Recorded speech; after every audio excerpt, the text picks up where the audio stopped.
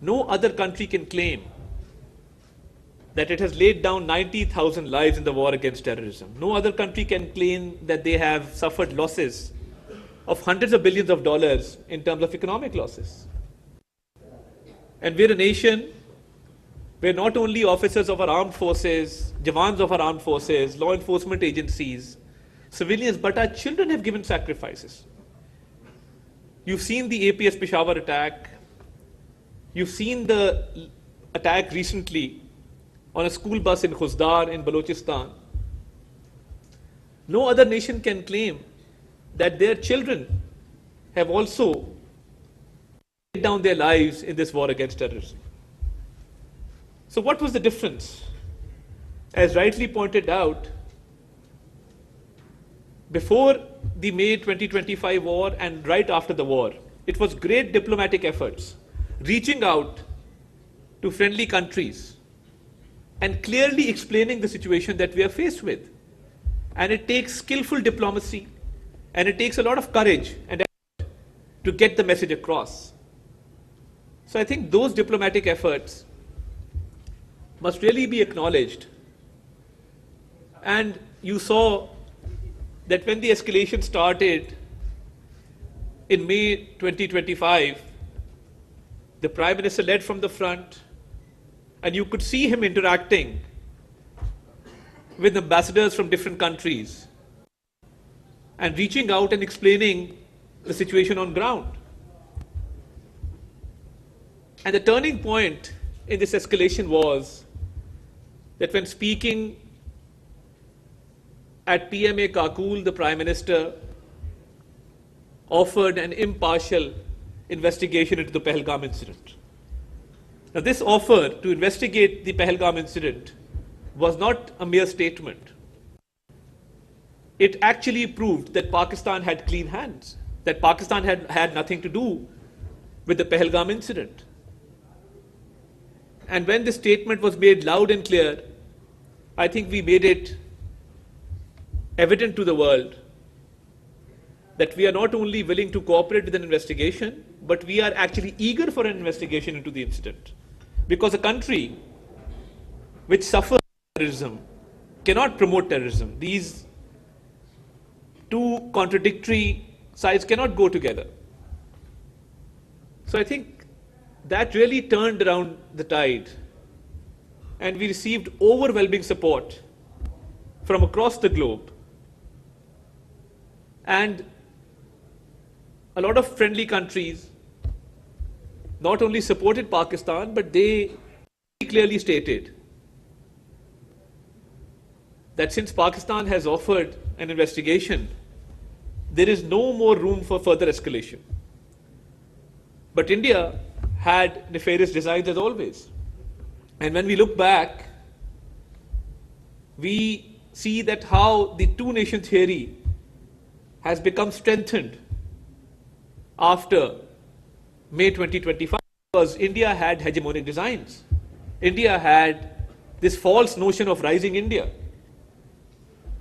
this false notion of being the leader in South Asia, or if I may be allowed to say, a bully in South Asia. But Pakistan, as always, proved to be a balancing factor in this region, a neutralizing factor in the region, because a war which we never desired was imposed upon us. And when that war was imposed upon us, we've hardly seen this kind of synergy and cohesion. The whole nation came together behind our valiant armed forces. And we rose above our political differences. Yes, there is a political divide in the country. Yes, there is polarization. Nobody can deny that. But when we were faced with an enemy who wanted to prove its military dominance in the region, we came together as a nation. And the nation, united as one, gave a befitting response to the enemy. And the armed forces led by Field Marshal Saeed Asim Munir defeated an enemy 4 times as big as Pakistan. And India suffered a humiliating defeat, which they are still not able to digest. Just a few days ago, I did a press conference in which we revealed that they're still trying to hatch certain conspiracies. And a fisherman from the high seas was caught by the Indian Coast Guard and was tasked with a certain assignment to procure certain uniforms so that they could pin an incident on Pakistan, another false flag operation, which we highlighted just a few days back. So they're always trying to conspire against Pakistan. Our military response was befitting, that within a few hours, they were compelled to a ceasefire and they requested for a ceasefire. And I must also mention that the way our Air Force shot down 7 planes, which has now been mentioned more than a dozen times by the US President himself, that is clear evidence of how our Air Force, led by Air Chief Marshal Zahir Ahmed Babar, defended the motherland. So we proved our military dominance, that we were never desirous of a war, but when war was imposed upon us, our armed forces gave a befitting response. The whole nation came together, politicians,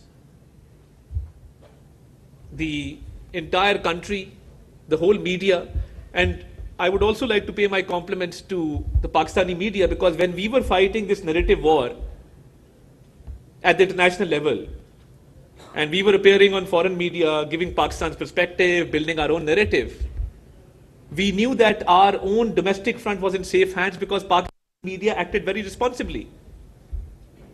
And the Pakistani media gave a message of hope to the nation and very, very responsible reporting. Because when we were listening to the Indian media, and as information minister, I was not in favor of any ban on Indian YouTube channels because the entertainment value of those channels had increased over time. The comic relief that they provide, destroying the port of Lahore or the port of Multan, and by destroying entire cities as per their own narrative. So I think that was much needed comic relief which was provided by the Indian media. And the whole warmongering and the whole theatrics of it all. So I think when somebody suggested to me, one of my officers came and they said, why don't we ban the Indian YouTube channel? I said, no, we must not do that. We must provide this comic relief to our citizens. It is much needed in this stress. And what we did was, one of these young employees of the digital communication department came up to me and he said, I have an idea. And in this way we can air our national songs and patriotic songs and images of our armed forces and the Pakistani flag in India. I said, go ahead. So he came up with this plan. And when those videos had hit above 2 million views, wow, the whole Indian nation was behind their government, asking them that how did they allow this? And they were taken by complete surprise. So I think that's the kind of innovation we had in Pakistan, that where the Indian media was resorting to its old tactics of blame game, of conspiracies, of coming up with false narratives, our people actually were going through innovative thoughts and coming up with schemes to which India had no answer. So I think every aspect, military dominance, diplomatic success, success in the field of narrative, so I think we've been blessed that this war has given Pakistan a new hope, a new, and I've been to more than a dozen countries post this war and accompanied the Prime Minister. I can tell you for sure that the respect that we've received and the way that we've been honored everywhere, I think we as Pakistanis are extremely proud. And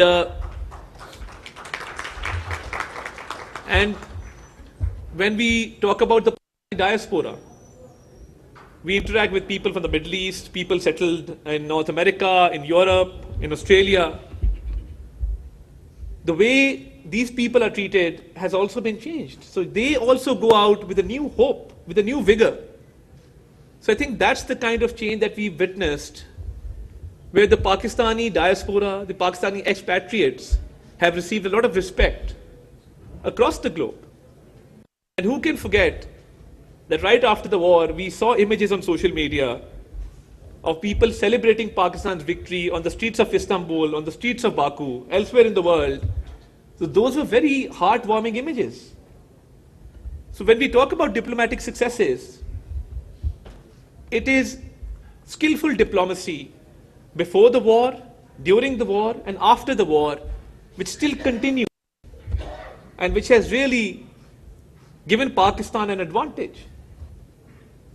And I used to see the Indian Foreign Secretary appear on television with a long face and hopelessness because they had no story to tell. Because when you come up with false narratives, it is very difficult to defend one's own stance. And when your stance is based on conspiracy, falsehood, and contradictory claims, that leads to diplomatic failure. So where we celebrate Pakistan's diplomatic success, we must also realize that India has suffered diplomatic failure because of false narratives, because of a false stance, because of inherent contradictions in its policy.